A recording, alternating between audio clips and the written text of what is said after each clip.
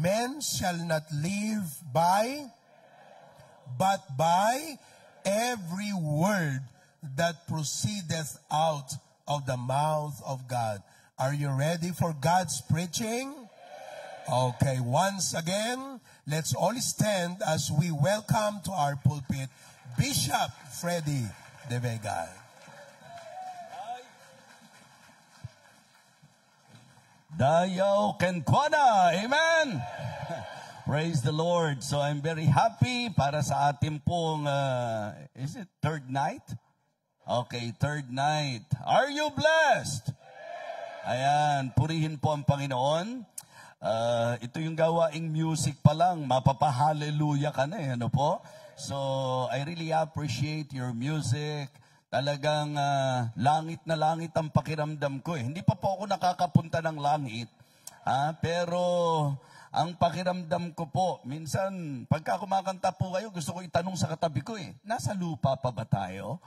Diba? So, praise the Lord. So, I just want to commend the choir. Of course, lahat po, yung musician, ang laki-laki ng bahagi nyo po sa magandang service. Ayan. So, and again, just the effort. Diba? Yung effort pa lang, kasi I am very sure na talagang sa likod ng lahat ng yan ay ang matinding mga practices, diba? Yung mga pagbibigay ng oras. And I know na tayo yung po pwede magsabi that all of our labor will not be in vain. Kasi may labor talaga eh. So kaya bago ako mag-preach ngayon, allow me to express my gratitude sa ating pong mga cooks. Ano po? Doon po sa mga naghahanda ng pagkain. Isa pang sasabihin ko po sa inyo, enjoy na enjoy po ako sa mga kainan natin dito. Ano po? So thank you so much. Ako po, kita nyo naman siguro sa katawan ko, hindi naman ako makain, hindi ako mahilig kumain. Pero mukhang dahil sa inyo, nahilig po ako mga kapatid. Huh? So, kaya ang tama po, di ba? So, Iloco preaching, hindi Ilocano preaching. Gusto ko lang kayong turuan ng tama. Ano? Kasi kaya ako na-realize yan, Pastor. Di ba may suka kayo dito? Hindi naman sinasabing sukang Ilocano eh, sukang Iloco. Di ba? Kaya ang preaching, di ba? Iloco preaching. Ang iiwasan nyo yung niloko preaching. Di ba? Yan ang iiwasan nyo po. Yung niloko preaching. Kaya tayo, pagdating sa preaching, hindi pwedeng niloko. Seryoso tayo. Totoo tayo. Amen? Okay, 1 Corinthians chapter 16, please. May I request all of you now to please, kunin niyo po yung mga Bible, buksan po natin sa sulat ni Apostol Pablo sa mga taga-Korinto, 1 Corinthians chapter 16. Okay, 1 Corinthians chapter 16. At ang ating pong magiging pagbasa po ay magsisimula sa verse number 15. Verses 15 to 18 po tayo.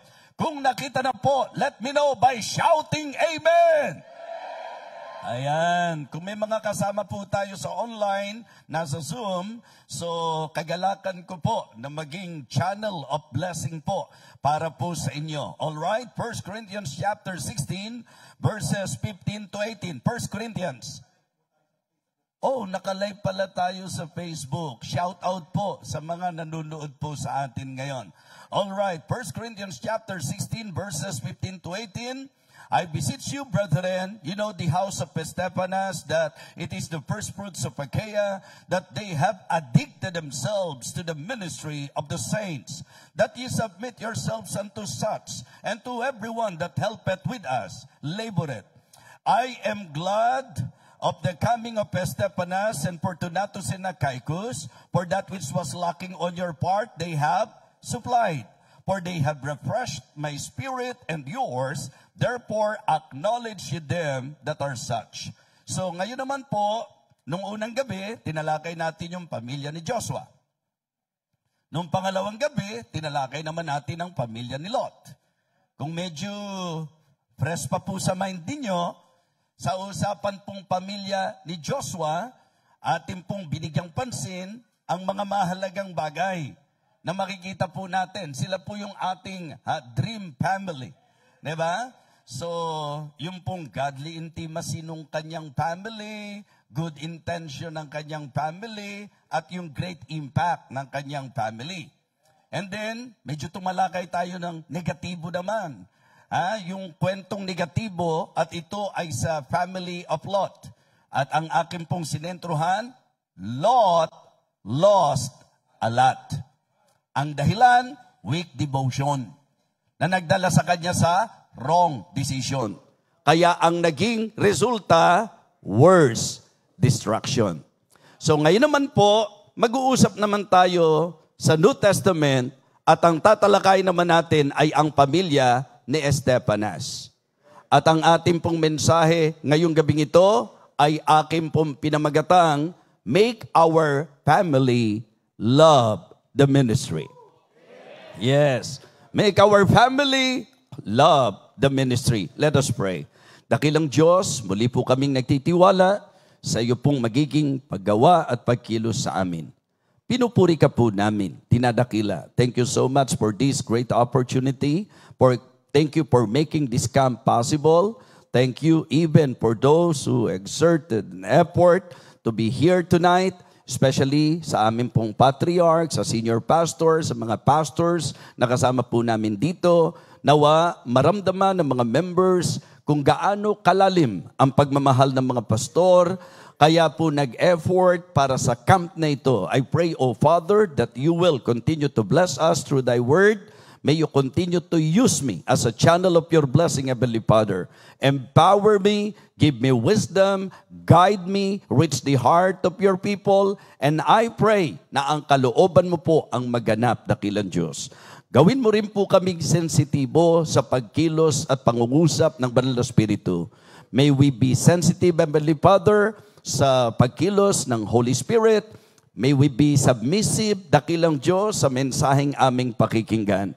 Thank you so much. And again, I would like to commit to you everything because I acknowledge the fact that without you, I can do nothing. So please help me, O God. Ito po ang aming panalangin sa pangalan po ng aming Panginoong Jesus. Amen. Amen. Okay, be seated. Alam nyo naman siguro na talagang ang sabi nga nila, Merry Christmas daw dahil Pasko po ngayon. At typical ng may isip ng ilan, pag Pasko, maganda sana magkakasama kayo. Di po ba? Pero ito po ang niloob ng Diyos, may purpose ang Panginoon. Kaya po, mga kapatid, mga minamahal, I hope and I pray na hindi nyo po sasayangin ang pagkakataong ito at ang panahong ito. Well, it is always good to have an idea about the background or about the truth doon sa mga teksto o passage na ating pong tinatalakay. So, ngayon po, medyo sa sentro tayo sa pamilya po ni Estefanas. Ano po? At siya po ay tinuturing o tinukoy na first fruits o pagkaya.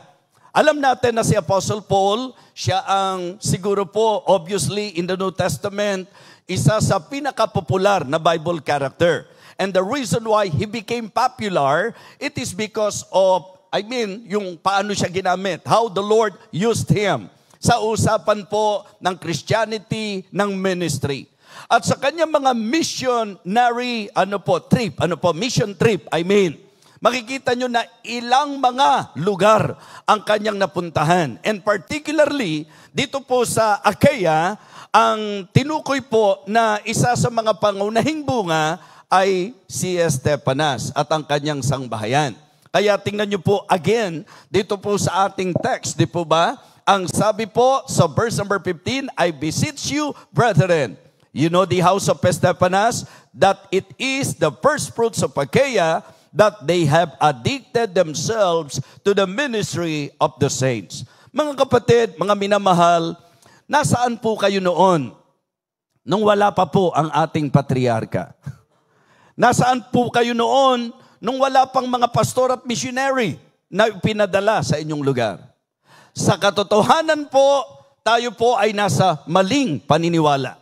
Tayo po ay nasa lihis na buhay. Tayo po ay nasa kawalang katiyakan. But praise God, sapagkat ang Diyos ay nagtatag at nagtayo ng gawain na ang pinakapuso abutin ang tao at ilapit sa Panginoon. Amen? And now we can say na talagang sa buhay po natin sa ministry, what a blessing na sa lugar ninyo naglagay ng ministeryo ang Panginoon. And you know what? Masarap sa kasaysayan na maalala na isa ka sa naging bunga, lalo na kung isa ka sa pangunahing bunga. Amen? That is exactly the context. Ito pong si Estefanas sa ministeryo ni Apostol Pablo ay naging pangunahing bunga. Ang sarap isipin at alalahanin nung nagpapasimula pa lang ang ministry. Kasi ngayon, sobrang na-enjoy natin, marami na tayo. Na-enjoy natin na ang saya-saya na, ang sarap-sarap na. Pero sa usapang pagsasimula ng ministry, marami pong madugong kwento. Marami pong mga sakripisyo, marami pong mga pagtitiis, marami pong mga sakit at sakit, marami pong mga panganib, marami pong pagluha. Yan po basically ang idea when we talk of the ministry. We cannot deny the fact na ang ministry po ay hindi nangyari sa isang pitik ng kamay. Ito po ay dumaan sa matitinding labanan. Amen? And that is the reason why tinetreasure natin yung mga unang bunga sa ministeryo ng Panginoon. Kaya as you listen to this message, kung isa ka sa pioneering member na hanggang ngayon nananatili ka pa, saludo ko sa iyo. Amen? Sinasaluduhan kita. And I hope and I pray that tonight, as you listen to the message, lalo kang mamotivate na magandang magpatuloy ka, manatili ka hanggang sa bumalik ang ating Panginoon. Kasi ano po ang ganda ng kalagayang isa ka sa unang bunga kung ngayon wala ka na. Diba? So kaya matamis lang isipin na isa ka sa pangunahing bunga. Ini-imagine ko po ang ating buting patriarka nung nagpasimula po siya ng gawain, sapagkat alam nyo po mga kapatid, yung pong kasaysayan ng mga ministeryo, lagi pong nakapattern doon, lalo na sa mga early years mga kapatid, ang dami pong difficulties, ang daming struggles, ang daming challenges. Kaya nga tama lang, members, na kung ang pastor mo'y nakatayo, kung ang pastor mo'y nagpapatuloy, at ang pastor mo ay masipag na naglilingkod, marapat lang na ma-appreciate mo sila. Amen? Why? Because the ministry is not easy. Now, dahil ang pag-aaralan po natin sa usaping pamilya, yung bang idea na gawin mo na ang pamilya mo, mahal ang ministeryo. Ha? Dalin mo ang pamilya mo, sayayakapin nila ang ministry, mamahalin nila ang ministry, pahahalagahan nila ang ministry. Mga kapatid, yan po ang goal and objective ng message na ito, to encourage every family here in this camp, na dapat ang pamilya mo, ang prayer mo, ang pangarap mo, ang goal mo, ang effort mo, magdadala na ang pamilya mo ay magmamahal sa ministeryo. Amen? Again, may I remind every one of you, if not of the ministry, nasaan ka ngayon? Kung walang pastor at tao na nagmahal sa ministeryo, maaabot ka ba? Nasaan ka ngayon? Kaya tatlong bagay ang gusto kong makita nyo tungkol sa usaping ministeryo. Okay? Una, appreciation. Diba? It is good and wonderful for all the genuine believer to appreciate the ministry. Do you appreciate the ministry? Ha? Nagpapasalamat ba kayo na nakarating ang ebanghelyo sa inyo? Nagpapasalamat ba kayo na may nagsuko ng buhay? Nagpapasalamat ba kayo na may pastor na nangangaral sa inyo? May pastor na gumagabay sa inyo? May pastor na nagmiministeryo para sa inyo? Mga kapatid, ang tamang puso, ang tamang attitude ng makadiyos na Kristiyano, tayo ay dapat nagpapasalamat sa ministry. Amen? Hindi po yung wala kang pakailam sa ministry. Hindi po yung wala kang malasakit sa ministry. Doon ka magsimula. Pasalamatan mo ang Diyos sa Hosanna Bible Baptist Church. Pasalamatan mo ang Diyos sa manggagawa na nagpapagal sa iyo. Pasalamatan mo ang Diyos na may ministeryo. Kasi kung wala, baka ikaw na adik noon, adik ka pa rin ngayon. Baka dating lasinggero ka noon, lasinggero ka pa rin ngayon. Baka dating babaero ka noon, babaero ka pa rin ngayon. Baka dating chismosa ka noon, chismosa ka pa rin ngayon. Baka dating magulo ang buhay mo, magulo pa rin ang buhay mo mo ngayon. Baka dating ikaw ay litong-lito, hanggang ngayon, litong-lito ka pa rin. But praise God, because of the ministry, hindi ka lang ligtas, nagbago ang buhay mo. Wow! Anong dapat pinasasalamatan mo? Tuwing magpapasalamat ka sa Diyos, wag na wag mong kakalimutang pasalamatan ang ministry. Si Estefanas, naging pangunahing bunga ng ministry. So, ang dapat sa usapang ministry, ma-appreciate natin ang ministry. So, yan ang unang gusto kong bigyang pansin natin. Appreciate the ministry. Appreciation po. Pangalawa po, affection. Di ba? Dahil ang laki-laki ng blessing na ibinigay ng Diyos sa buhay mo dahil sa ministry, mahalin mo ang ministry. Yan nga po yung iikutan natin ngayon eh. Diba? Dapat ang affection mo nasa ministry. By the way, we cannot expect the unbeliever to love the ministry.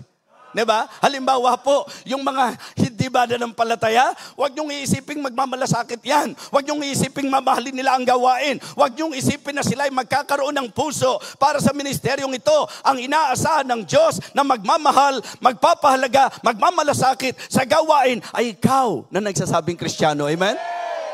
Kaya para sa akin, questionable na totoong ligtas ka kung hindi mo mahal ang ministeryo. Para sa akin, it is a big, big question mark if you are saying that you are saved and you do not love the ministry. Parang ang hirap pagtagpuin nun. Kasi kung alam mo lang ang ibig sabihin ng ministry at kung naintindihan mo lang kung ano nagawa sa iyo ng ministry, sigurado, yayakapin mo ang ministry. Mamahalin mo ang ministry. At pagka sinabi nating ministry, marami pong nakapaloob sa ministry. O ako po, mahal ko ang ministry, pero yung pastor ko po, wala akong pakailam sa kanya. Maihihiwalay nyo ba yung pastor nyo sa ministry? Alam nyo po ba na yung pastor nyo ang ginamit ng Diyos dyan sa ministry na kinalalagyan mo? Kaya sa Biblia, ang itinuturo sa usapang ministry, pagka ang iyong pastor ang ating pong aalamin sa itinuturo ng Bible, we need to acknowledge the leadership of the man of God, we need to appreciate the labor of the man of God, and we need to affirm our love to the man of God. Diba? Pag sinabing ministry, hindi pwedeng walang man of God. Pagka sinabing ministry, hindi pwedeng walang message. Kapag sinabing ministry, hindi po pwede na wala pong gawain. Ministry nga po, mga kapatid eh. Dapat nanduroon ang affection natin sa ministry. Okay. Ang sabi po ng Biblia, remember, when the Apostle Paul talked to the believers at Colossae, di ba sa Colossians, chapter 3, hindi ba ang sabi ni Apostol Pablo, isang marka at katibayan na Kristiyano ka talaga? Ang sabi niya sa Colossians chapter 3, verses 1 and 2, if ye then be risen with Christ, seek those things which are above, where Christ sitteth on the right hand of God. Anong sabi po? Set your affection on things above, not on things on the earth. Kaya mga kapatid, nakakatuwang isipin na ang maraming tao abala sa okasyong ito. Ang maraming tao kung ano-ano mga iniisip sa okasyong ito. Pero kayo, hindi yun ang iniisip nyo. Ang binigyang halaga nyo, gawain ng Panginoon. Mahirap gawin yan ng hindi genuine. Pag hindi totoong Kristiyano, mahirap pong gawin yan, mga kapatid. Sayang yung mapapamaskuhan ng anak ko. Sayang yung mga mapapanalunan sa mga palaro. O imagine nyo po, kanina, ang dami naka-jackpot. Tigwa 100 pesos, nakadali sila. Diba? Tingin ko nga po si ma'am, kaya tumaas lalo ng gusto ang boses kasi nakatanggap ng 100 eh. Ma'am, nasaan ba si ma'am? Grabe, no? Nung kumanta, pakiramdam ko, para akong iniangat sa kinauupuan ko po kanina eh. Mga kapatid, kung may aasahan ng Diyos na magmamahal sa ministry, ito po yung mga iniligtas niya. Sino sa inyo ang pinagpala dahil sa gawain? Pakitaas ang kamay. Sino sa inyo ang kaya saved because of the ministry? Sino sa inyo ang naayos ang buhay because of the ministry? Hindi ba tama lang na pasalamatan natin ang ministry? Hindi ba tama lang na mahalin natin ang ministry? So kaya dito po sa pamilya ni Estefanas, ang ipinakita po yung appreciation sa ministry, yung affection sa ministry, and thirdly, yung addiction sa ministry. Opo. Siguro kung meron pong positibong dating ng addiction, ito yung addiction sa ministry. Ay para maintindihan nyo, di ba? Nililinaw natin yan. Kung ginamit yung salitang addiction, actually po, ang pinaka-idea talaga ng addiction dito is devotion, devoted. Di ba? Yun, naging very devoted sa ministry. But let me somehow use the word addiction just to illustrate kung ano dapat. Okay, sino sa inyo dating addict? Drug addict. Umami na kayo, dati naman eh. Grabe, napakababait ng tao dito sa Ilocos. Sino po? Sino sa inyo hindi yung user lang talagang yung drug addict.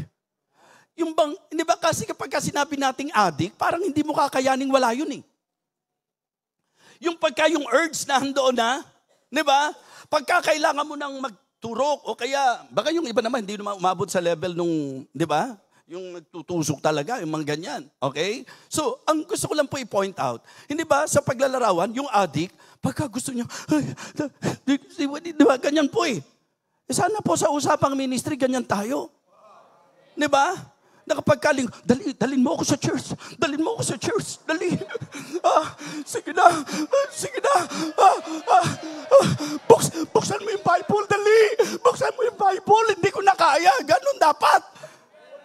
Hindi yun sinasabi mo, Kristiyano ka, lumilipas araw, di ka nagbubukas ng Bible. Lumilipas ang linggo, hindi ka umati ng church. Mga kapatid, ang kailangan natin yung mga deboto na talagang kahit anong gawin mo, hindi mo mababakbak. Di ba nung unbeliever tayo, lagi natin sinasabi, ay pastor, hindi nyo ako mapapaniwalaan dyan, hindi nyo ako mahihikayat dyan, dahil ako ay deboto, kandado, panatiko. Di ba? Matindi yun deboto na, kandado na, panatiko. At alam mo ba yung pagkakandado ko, pastor? Yung padlock, ibinato sa gitna ng dagat at nasa ilalim. Mga kapatid, pag ang Diyos ang gumawa, kahit saan pa yan, kayang sisiri ng Diyos yan. Amen? Mula sa kalagayan natin, tayo po, iniligtas ng Panginoon. Ito lang ang question, pastor Bakit nung unbeliever tayo, nagpakadeboto tayo sa paniniwala na wala namang matibay na batayan? Bakit ngayong Kristiyano ka, na alam mong nasa katotohanan ka, alam mong nasa Bible ka, di ba kung meron tamang panahon na magpapakadeboto ka, mas maganda na ngayon ka maging deboto, dahil kung ikaw ay deboto sa relihiyon mo dati, na ikaw ay deboto sa maling paniniwala mo dati, mas dapat ma-realize mo na higit kailan pa man, now is the right time for you to be devoted because you are now in the truth. Nasa katotohanan ka na Kung ako lang nagbibigay ng points, bibigyan ko kayo ng plus kasi galing nyo mag-amen Kita nyo, kahit alam nilang hindi ako nagbibigay ng plus, nag-amen pa rin. Meaning, genuine yan. Amen? Ang bihira, parang gusto ko nang magdagdag kahit hindi pwede Ang gusto kong i-point out, mga kapatid, ngayon ang napakagandang panahon na ikaw ay maging deboto, debotong Kristiyano, hindi deboto sa relihiyon. Iniisip ko kasi ang Diyos natin, jealous God Isipin mo, noon kung makayakap ka sa relihiyon mo, noon talagang kung ano sabihin ng relihiyon mo, sunod-sunuran ka, kahit walang batayan. Ngayon, Biblia na ipinapangaral sa iyo, halos mapatid na litid ng nangangaral sa iyo, ayaw mo pa rin sumunod. Ngayon ka dapat sumunod sapagkat Biblia ang tinatalakay natin. Huwag niyong kakalimutan sa usaping pamilya ni Estepanas, yung pong lesson na magandang matutunan natin, 3 bagay sa usaping ministry. What is number 1? Appreciation. Number 2, affection. Number 3, addiction. Amen? Oo, hindi addition addiction, mga kapatid. Napakahalaga na tayo po'y maging deboto sa ministeryo ng Panginoon. So, palagay ko po, pwede na nating simulan ng preaching ngayong gabing ito.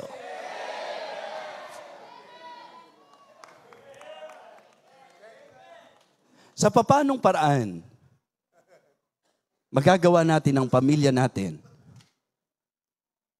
ay magmamahal sa ministry. Mga kapatid, we need to instruct and educate our family. Anong instruct? Diba? Kailangan sabihan mo sila. Kailangan i-educate mo. Turuan nyo po ang mga anak ninyo. Nakakatuwang isipin. Kahit sabihin nyo pang hindi kumakanta yung mga kaliliit na batang ganyan, tapos pumipilang maayos dito, di ba? Okay? Tapos sumasama po doon sa, yan po ay isang paraan ng pag-i-instruct. Anak, maganda, sasabihan natin talaga sila. Di ba? Hindi po likas ng tao yan. Ituturo mo talaga yan. Kaya nga sabi ko sa inyo, pasalamatan nyo na may pastor kayo, na tinuturuan kayo. May pastor kayo, na ini-educate kayo. And I believe you will all agree with me na tayo po ay na-enlighten lang nung tayo po'y tinuruan ng salita ng Diyos. Amen? Ang pinakamainam na paraan ng pag-educate, mga kapatid, giving instruction, kung ano po yung itinuturo sa Bible. Di ba? So, kaya nga, nung maging Kristiyano ka, anong tinuro ng Bible sa'yo? Ano tinuro ng pastor mo sa'yo? Kasi, pastor, kung ang purpose lang talaga ng kaligtasan mo, langit, sana pagkaligtas mo, kinuha ka na. Diba? If heaven is the only reason why God saved us, dapat right after salvation, kinuha ka na niya. Pero hindi nyo pa naisip, kailan ka pa naligtas? Pero bakit hindi ka pa kinukuha ng Panginoon? Ang ibig sabihin, may gagawin tayo sa lupa. Merong mga task na dapat nating sundin. May mga instruction na dapat nating matutunan. Kaya mga kapatid, bata pa lang ang mga anak ninyo. Train up a child in the way he should go, so that when he is old, he will not depart from it. Instruct your children. Educate your children. Educate our family. Make the family love the ministry by instructing and educating them. Amen?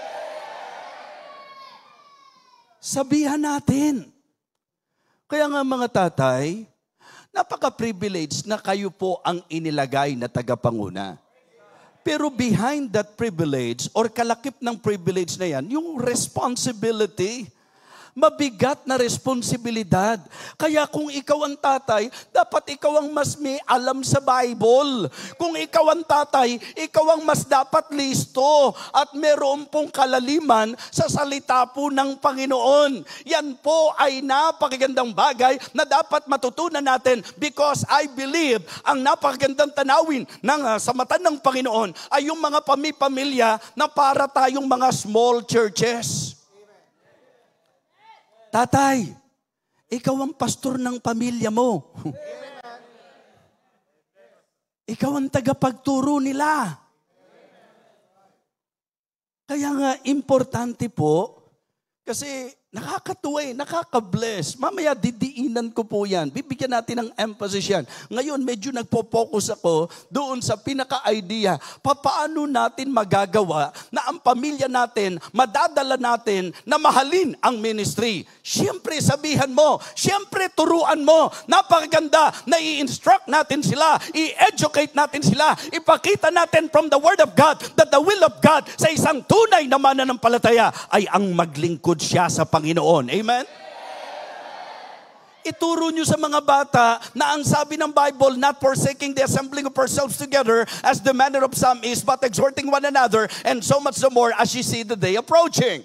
Ituro natin sa mga bata, bring ye all the tithes into the storehouse, that there may be meat in my house, and prove me now herewith, said the Lord of hosts, if I will not open you the windows of heaven, and pour you out a blessing that shall have not room enough to receive it. Ituro natin sa mga bata, blessed is the man that walketh not in the counsel of the ungodly, nor standeth in the way of sinners, nor sitteth in the seat of scornful, but his delight is in the law of the Lord, and in his law that he meditate day and night. Ituro natin sa mga bata na dapat paglingkuran ng Diyos. Ituro natin sa mga bata na dapat pahalagahan ng Diyos. Ituro natin sa mga bata na dapat tayo ay maging faithful sa gawain ng Panginoon. Instruct and educate our family. Pangalawa po, involve and engage our family sa ministry. Involve. Isang bagay na sabihan mo sila. Isang bagay na turuan mo sila. Ha? Sino po sa inyo ang mga magulang dito? Yung magulang na sa English po, parent, ho? Kasi meron pong isang magulang na hindi parent sa English, eh, ano, ho? So, ang tinutukoy ko po, sino po yung mga parent dito na yung mga anak nyo kasama sa kumanta kanina? Pakitaas lang po ang kamay. Tayo nga po yung mga parents. Mga parent, ano nararamdaman nyo? Di ba? Ang totoo niyan, yung iba lit-lit, hindi pa nga talaga halos pero hindi maitatanggihan. Sarap-sarap sa puso na makita na. Thank you so much po. Palakpakan po natin sila, ha?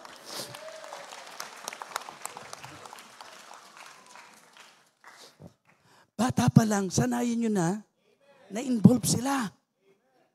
Di ba? Na meron silang ginagawa para sa ministry. Pastor June, talagang, I really mean it. Noon sinabi ko po sa inyo, na madami naman akong ministering napuntahan na. Marami na po akong gawaing napuntahan. Pero grabe po ang training nyo sa mga bata rito.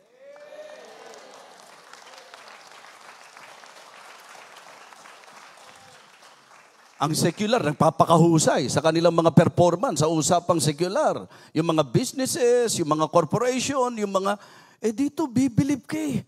Pagkakain ka, yung mga, tinuturuan na natin silang mag-serve. Di ba? Tatay, nanay, bata pa lang ang anak nyo, i-involve nyo na. Huwag yung bata pa lang, tinuturo nyo na.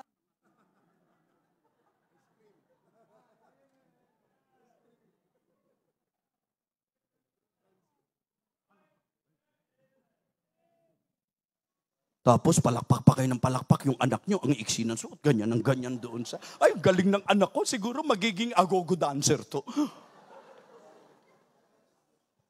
Godly kayo, ba't ganun ang ituturo mo?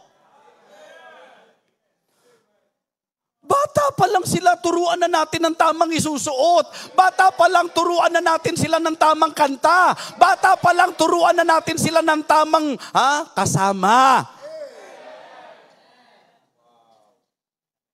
Yun ang tama. Bata pa lang, i-involve nyo na.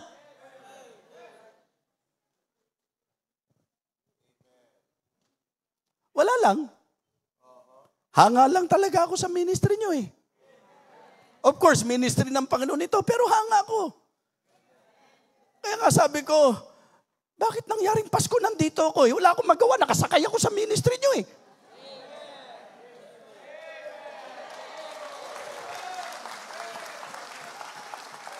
Kala nyo ba kaya ako nandito, mamamasko ko sa inyo? Kung hindi ako naniniwala sa ministry ito, hindi ko po pipiling nandito ako ngayon. Pero ang sarap, ang dami ko pong po pwedeng matutunan. Ang dami pong po pwedeng mai-adapt, mga kapatid. Why? Sapagkat ang gandang tingnan. May ministeryo para sa mga munting bata. May mga ministeryo para sa mga kabataan. Mayroon pong para sa mga ayos lang, middle age, mga kapatid. At nandoon po sa mga kasi ano po yan may gulang, nasa tamang gulang, at sobrang gulang. Yan po ang mga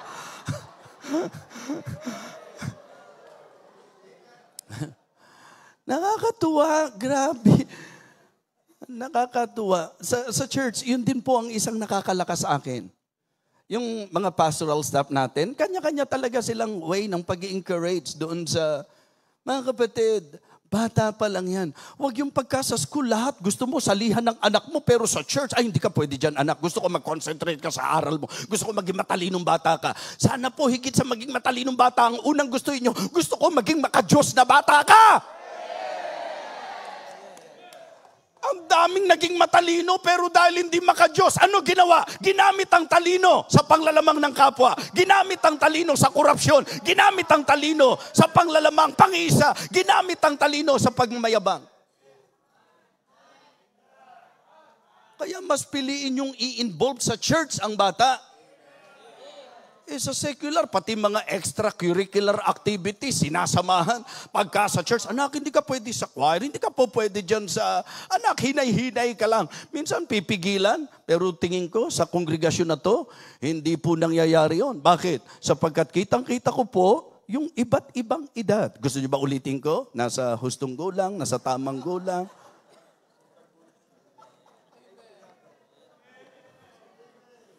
Hindi kasi minsan po pinapayuhan namin yung mga young people, yung mga single na nag-aasawa. Pastor, nasa tamang gulang na ako eh. Sabi ko, hindi anak, kung tutusin, nasa sobrang gulang ko na nga eh. Pwede na. Involvement and engagement. Diba? What is number 1? Instruct and engage your family in the ministry. Number 2, involve and engage. Diba? Your family. Iniisip ko lang yung choral ninyo, Pastor, o yung choir na sa pangkalahatan. Iniisip ko lang kung gaano kadalas mag-practice yan, Pastor. Anong oras kaya mag-practice yan? Pagagalitan mo ba yan? Bakit ang aga-aga niyong pumunta sa church? Maganda nga yun Diba? Bakit late ka nang umuwi? Samantalang sa mundo, wala silang pakialam kahit anong oras umuwi, kung saan-saan ang galing. Pag alam nyong sa ministry nang galing, i-encourage nyo, i-motivate nyo, very good yan anak, tama yan anak, tuloy mo yan anak. Ha? Yan ang kalooban ng Panginoon. Una, sasabihan mo. Pangalawa, i-involve mo. Okay? Pero ito, huwag niyong kakalimutan. Influence. Diba? And set example. Diba? Influence them and be example to them. Mga kapatid, minsan po, magtatanong din tayo, bakit parang hindi kumbinsido yung bata na mahalaga ang church? Bakit hindi siya kumbinsido na dapat mag-serve? Bakit? Baka yung example na nakikita sa'yo. Ba't narinig ko si tatay at si nanay, pupunta pa ba tayo sa camp na yan? Ano lang ba yun? Siguro, huwag tayong pumunta dyan. Kung yun ang maririnig nila, yun yung influensya na may bibigay mo sa kanila. Pero kung kayo yung magulang, na tuwing mag-uusap kayo, uy, may project pala sa church. Siguro maganda, talagang magsakripisyo tayo. Nag-uusap kayo, hindi nyo alam, naririnig kayo ng buong pamilya, and then, yan po ay nagdadala sa kanila sa magandang impluensya, realization. Ay, grabe yung tatay at nanay ko. Kung tutusin, may kailangan din kami sa bahay. Pero pagkadating sa ministry, pagdating sa gawain ng Diyos, kahit yun lang, nagsasakripisyo sila. Pag yan ang tutularan ng mga anak nyo, wow, mga kapatid, binibigyan nyo ng rason ang Diyos para pagpalain tayo. Amen? Tatlong bagay. Hindi ba, napakadali namang intindihin ang mga puntos natin? Diba? Hindi kailangan ng mahabang paliwanagan, mga kapatid. Just the point itself is already a clear message na po pwede natin talagang maintindihan, maunawaan, mga kapatid. Tatlong bagay po na gusto kong makita nyo. Of course, in-establish ko po sa inyo na sa usapang pamilya ni Estefanas, ang obvious po, yung appreciation, yung affection, at yung addiction. Larawan sila ng devoted family. Larawan sila ng mga devoted believer. Larawan sila ng mga devoted Christian.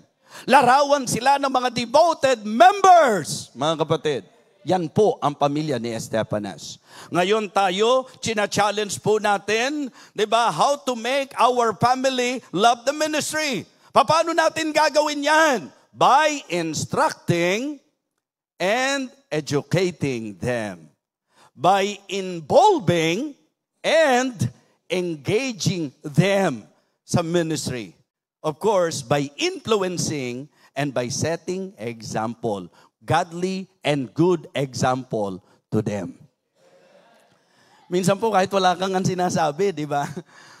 Hinuli ko siya Pero sa totoo lang, gusto ko lang kasi makita nyo na hindi nyo talaga hihintaying magkusa sila.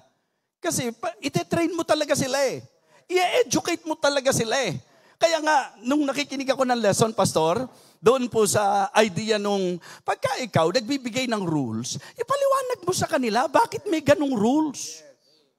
Para intindido ng bata kung bakit dapat nilang gawin. Mga kapatid, mga minamahal, maganda po na yung mga anak nyo, bata pa lang, alam nila na sa pamilya, hindi si nanay ang may boses. Dapat alam nila na ang godly, di ba, arrangement at divine design, yung tatay ang dapat leader. At ikaw naman tatay, maganda naman talaga na dahil leader ka, magpakita ka naman talaga ng masasabi nating sense of responsibility, being a father, and influence your children, your family, sa matapat na paglilingkod sa Panginoon. Hindi po pwedeng aangkinin mo lang ako ang tagapanguna. Ikaw din ang accountable. So, influence them. Yung anak nyo maganda, proud sila. Nakikita nila na may godly parents sila. Amen? Yung parent namin, active sa church yan. So, pwede bang malaman ko kung sino yung mga bata rito na na-train nyo yung mga magulang nyo na maging active sa... Tinuruan nyo yung mga magulang nyo na maging... Kasi kanina pinatayo ko yung mga parent na nagturo sa mga bata. Kasi baka mamaya, ikaw ang nanay, ikaw ang tatay, ikaw pa tinuturuan ng anak mo. Nay, atin tayo. Ba't ikaw ma-atin? Nay, tay, atin tayo. Ba't hindi po kayo sumama doon sa mga activities ng church, sa mga ministries ng church? Kung may mga outreaches, may visitation program, may mga youth activities, may mga ministries, katulad dito, imagine nyo po kung gaano kalaking bagay na may ganito tayong klase ng mga manunugtog. Amen? Nung pasimula ba, sanay na kayong mag-violin? Ako naintindihan ko kayo kasi ako, pastor, ang tagal ko pong naging violinist. Yeah. Actually, kahit biglaan, kaya ko po yan eh. Talaga? Sample? Pastor, may panglinis kayo dito? May panglinis kayo dito? Gusto nyo ng sample? Violinist po. Ang ibig sabihin, naglilinis ng violin. Violinist. Yun po yung... Hindi po ako yung tumutugtog, mga minama.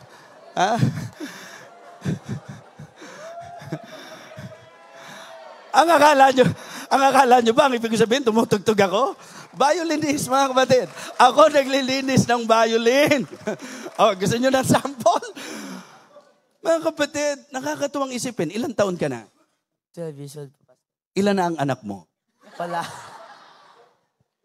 Isipin nyo, batang-bata. Alam niyo po ba na nakakalungkot makakita na pag bumibiyahe ka sa Manila, yung mga bata nasa daan, nangangatok ng sasakyan, na may merwisyo, mga kapatid. Bakit? Because of the irresponsible parents. Bakit batang-bata pa to nagsiserve na sa Panginoon? I am very sure na may nag-instruct sa kanya. I am very sure na may nag-involve sa kanya. I am very sure na may nag-influence sa kanya. Ang mga parents mo ba nandito sa church? Yes po, Pastor. Nakita nyo? Kung sino man ang magulang ng batang ito, kung sino man sa inyo makakakita sa magulang ng mga batang ito, gusto ko pong ipaalam sa inyo na saludo ko sa magulang niyo.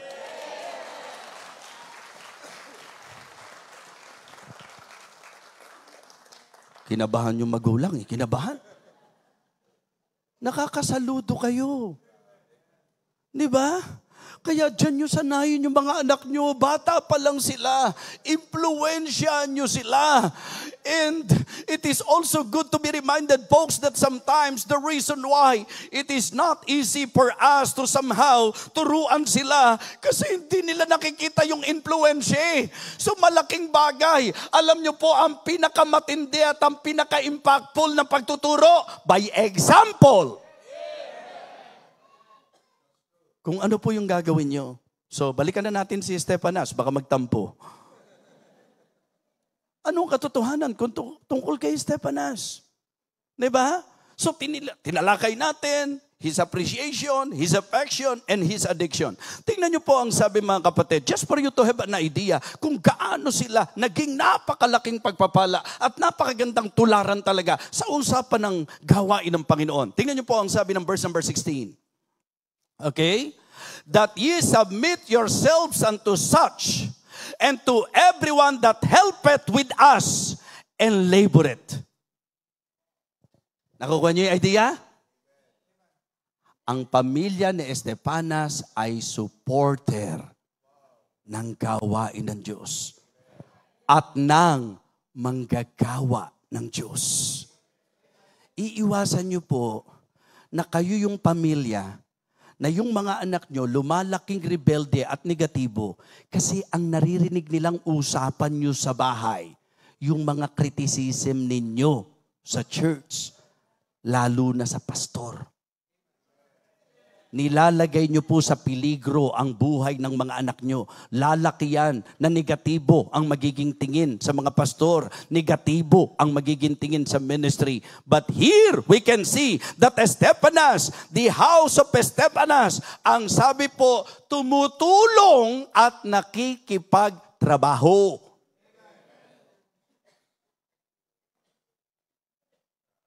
Members,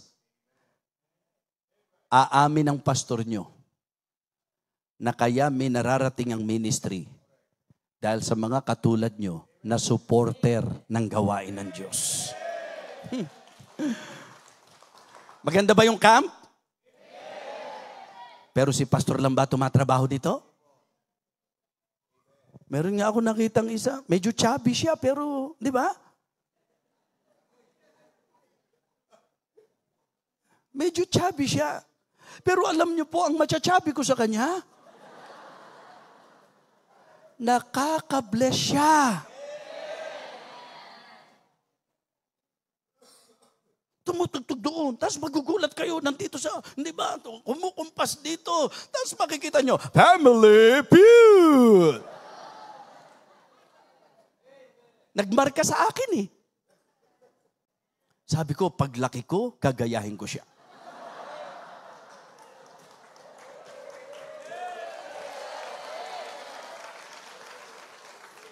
Kaya lang, ang problema ko, lalaki pa kaya ako? Ang susunod na tanong, lalaki kaya ako na katulad niya? Ilang taon pa lang si Brother Daniel? 22? 23? Imagine nyo po, 23 pa lang, ganyan na ang nagiging tulong niya sa ministeryo. Kung hindi siya magiging palalo o magiging proud, kung siya'y mananatiling humble, at kung siya ay mananatili na magpapagamit sa Panginoon, just try to imagine na 10 years mula ngayon. Ay, grabe po. Baka ang koral natin dito, mga kapatid, napakalaki na. At alam niyo po, baka marami na rin siyang na-train, na nagtuturo din, na tumutugtog din. Ganun po, mga kapatid. And you know what? Nagiging magaang sa pastor pag may katulong sa ministry. Ang nature po ng ministry ko, sa totoo lang, evangelist, revivalist. Sa pagpapastor ko po sa Living Water, kung wala yung mga supporters, kasi minsan ang akala nating supporter, pera lang eh. Sa totoo lang, ang pera po, bahagi na po pwede mong isuporta sa pastor mo. Pero yung mas malalim na support, mga kapatid, yung nahandyan ka sa likuran ng pastor mo. Kaya mga kapatid, kahit wala po ako sa church, hindi po nararamdamang ganon, maliban sa longing po nila. Pero sa takbo ng ministry, tumutuloy ang ministry, it is because may mga pamilya, may mga mananampalataya na katulad po ni Estepanas na nakaagapay, katulong, kabalikat sa ministeryo. Ang laki-laking bagay po ng mga supporters sa ministry. Diba? Hindi lang yun, mga kapatid. Servant. Hindi lang po sila supporter, sila po'y mga servants. Yung bang, ngayon yung mga kilos natin dito camp ito Kaya may imaginations na ako na sa mga churches natin, ngayong camp na ito, may nagluluto. Palakpakan naman natin yung mga nagluluto. Diba? May mga nagsiserve. Palakpakan natin yung mga nagsiserve. May mga nag-aayos ng mga inuupuan ninyo. Palakpakan natin sila, mga kapatid. Yan ang mga dapat pinapalakpakan. Amen? Hindi yung mga, ganyan, papalakpakan nyo yung mga kung ano-ano mga performer sa labas. Ang pinapalakpakan nyo yung mga nagpapagamit ng buhay dapat sa Panginoon. Amen? Mga kapatid, mga minamahal, malinaw po na sila ay hindi lang supporter, sila po ay servant at sila po ay sukorer. Alam niyo po ba yung idea ng sukorer? Diba? Parang rescuer yan eh. Parang, alam niyo po yung pagka may mga sitwasyong andoon sila, laging nakahanda para sa rescue.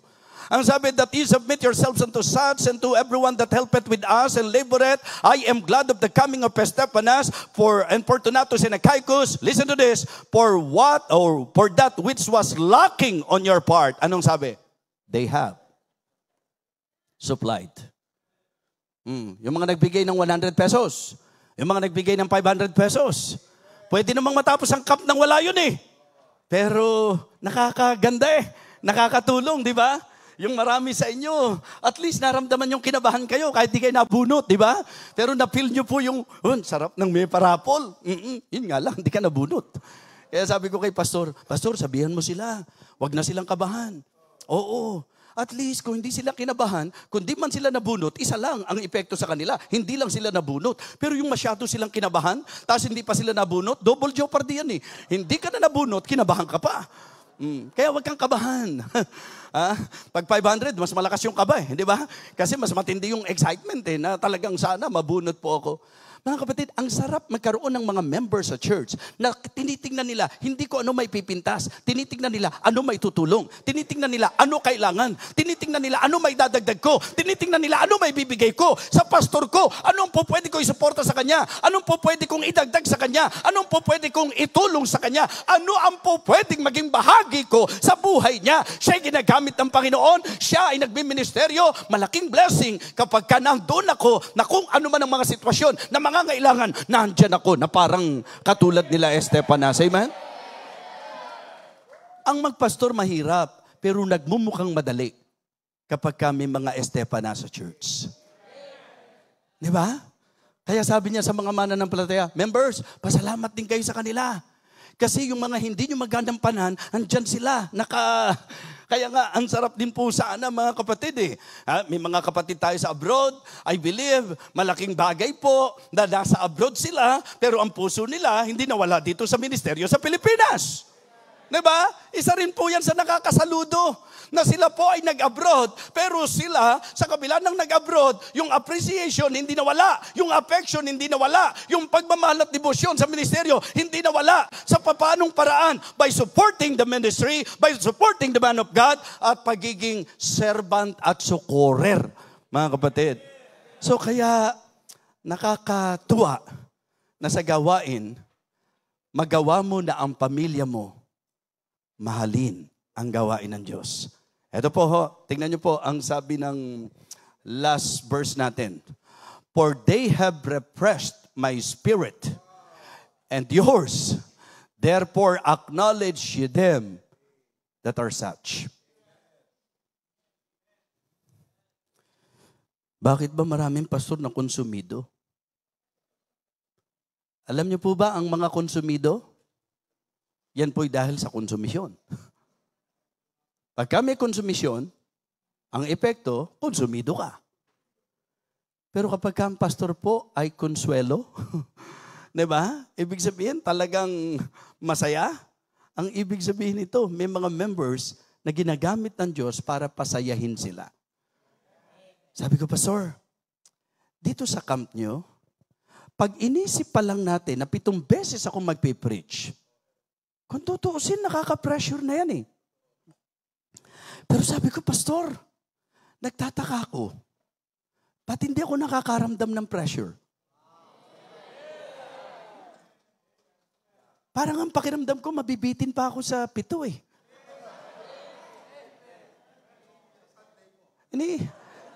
Iniisip ko kung dito na muna kami manirahan kaya sa Ilocos, mga kapatid.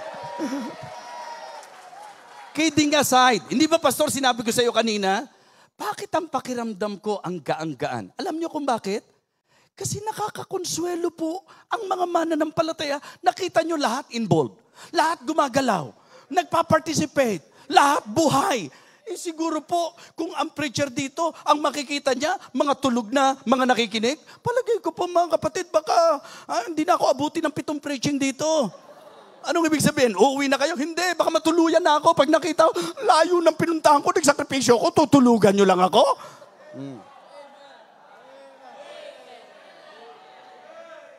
Mga kapatid, gumagaan ang ministry. Uulitin ko po ito. Pastor ako, kaya naintindihan ko ang buhay at puso ng pastor. Hindi po madali ang maging pastor. Hindi madali ang magpastor. Pero hindi rin po pwedeng ikaila ng mga pastor na ang saya-saya ng puso na nakakakita ka ng miyembro na parang si Stefanas na tuwing nakikita mo, nare-refresh ang spirit mo. Ha? Kaya kung kayo po'y magseset ng goal, sana naman, huwag nyo nang, alam nyo, gusto ko, sa church na ito, ako ang maging konsumisyon ng pastor ko. Huwag naman ganun. Mangangarap ka lang, doon ka na lang na, alam nyo, ang gusto ko, maging support ako sa pastor ko. Ang gusto ko, maging servant ako. Ang gusto ko, yung sukorer ako. Ang gusto ko, yung spirit ng pastor ko, talagang mare-repress tuwing nakikita niya ako. Mga kapatid, mga minamahal, nakakatuwa, ang patutuo ng buhay ng pamilya ni Stefanas. And my encouragement to all of you tonight, make our family love the ministry. Hindi po madali yun. Meron po tayong mga dapat gawin. Instruct and educate them. Involve and engage them. Influence and set a good example to them. Be an example to them. Mga kapatid, ang tanging makakatulong sa inyo, kung talagang habang nakikinig kayo ng mensahe, yun ngayon na nagiging longing nyo, yun ngayon ng eagerness ninyo.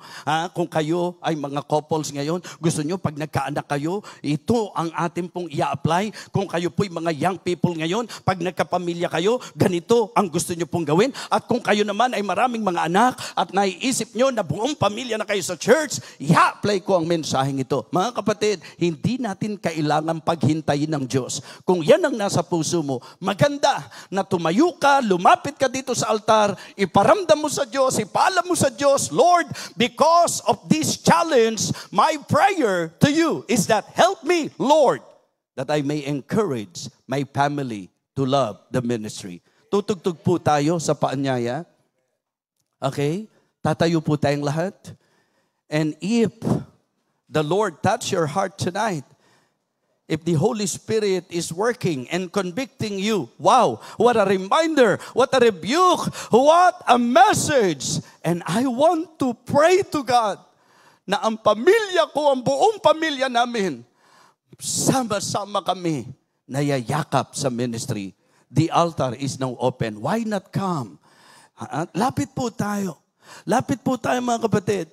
Habang tayo po ay lumalapit, luhod po tayo, o kahit nakatayo tayo, anuman po ang importante, sabihin mo sa Panginoon, Lord, the message is very clear to me.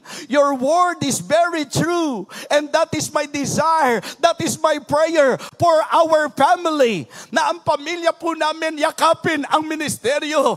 Na kami pamilya na magiging supporter ng pastor. Na kami pamilya na magiging sukorer, na kami pamilya, na magiging servant, na kami pamilya, na sama-sama, na ipapadama namin our appreciation, our affection, and our addiction sa ministry. Meaning, devotion sa ministry. Sige po, kaya pagka kayo lumapit, make sure that you are sincere. That you really mean it. Because God knows our heart. If that is our prayer, I believe God will help us. He will surely help every one of us if that is really our desire. You pray to God tonight. What a message. I need this message, Bishop. Kailangan ko po ito. Paalala sa akin. Higit sa ano paman, sa church ko magandang ma-involve ang aking anak. Higit sa kanino paman at saan paman, gusto ko pong ang pamilya namin sa Diyos yung mayakap sa pamagitan ng ministeryo, sa pamagitan ng pag-agapay sa pastor namin, sa pananalangin sa Kanya, sa pagtulong sa Kanya, sa pagbibigay ginhawa sa Kanya. Ayokong maging bigat ng aming pastor. Ayokong maging problema kami ng aming pastor. Ang gusto po namin, maging supporter kami, maging servant kami, maging sukorer kami. Gusto ko po na gamitin kami ng Panginoon. Alam niyo po, napakagandang inilalapit natin sa Diyos yan. Wow, purihin ng Diyos. Praise the Lord. Sige po, give time for yourself. And please, pag kayo lumapit, wag muna po kayong babalik sa upuan hanggat hindi natatapos ang ating pong panalangin. Para hindi po tayo makadistorbo sa iba. Sige po, kausapin niyo po ang Panginoon. Sabihin niyo po sa Panginoon, Lord, salamat po. Kailangan po namin itong paalalang ito. Kailangan po namin itong pagtuturong ito. Kailangan po namin ang hamon na ito. At yan po ang gusto naming maging pangarap. Maging Estepanas kami ng gawaing kinabibilangan namin. Gusto namin na kami ay maging pagpapala sa ministeryo. Sapagkat ang ministeryo ay naging pagpapala sa amin. Sige po, I believe God is listening to us. You pray, you talk to Him. Dakilang Diyos, salamat po. Salamat po sa iyong mensahe. Thank you for talking to us tonight, Heavenly Father. Thank you even for enlightening our minds, especially sa usapan ng ministry. What an inspiration, Heavenly Father. The family of Estepanas. At ito po ang prayer namin ngayon, Panginoon. Pakinggan mo po kami, O Diyos, na ito ang aming panalangin sa iyo. Gawin mo kaming pagpapala sa ministeryo na pinagdalan mo sa amin. Nawa maramdaman ang aming pasasalamat dahil sa ministeryo, naalaman namin ang ebanghelyo, na save kami, na bago ang buhay namin, nagkadireksyon kami. Gusto naming pasalamatan ka at gusto naming ipadama sa iyo ang pagmamahal namin sa pagyakap namin sa gawain at gusto namin ang debosyon namin, Panginoon, ay sa iyong ministeryo. Dakilang Diyos, hiling ko po na ikaw sa iyong biyaya ang tumulong sa bawat isa po sa amin. Dakilang Diyos, nawa ang paglapit na ito ay may laman. Ang paglapit na ito ay sincere, Panginoon. Ang paglapit na ito ay talagang desire ng aming puso. Lord, use us. Lord, please, gamitin mo po kami sa ministeryong pinaglagyan mo sa amin. Salamat po, dakilang Diyos. Tatakan mo po ang sandaling ito na kami po matapos makinig ng mensahe, tumayo, lumapit sa harapan, nakipag-usap sa iyo. Tatakan mo po ang gabing ito na kami gumawa ng isang mahalagang pasya sa usapang ministeryo. Sa iyo ko po'y pinagkakatiwala ang bawat isa. Please, Lord, wag mong hayaang nakawin ng dyablo ang lahat ng katotohanan ng aming natanggap ngayong gabing ito. Basbas ng langit ang igawad mo po, Diyos, sa aming lahat. Ito po ang aming panalangin sa pangalan po ng aming Panginoong Jesus. Amen. Amen. Praise the Lord. Thank you so much. God bless us all.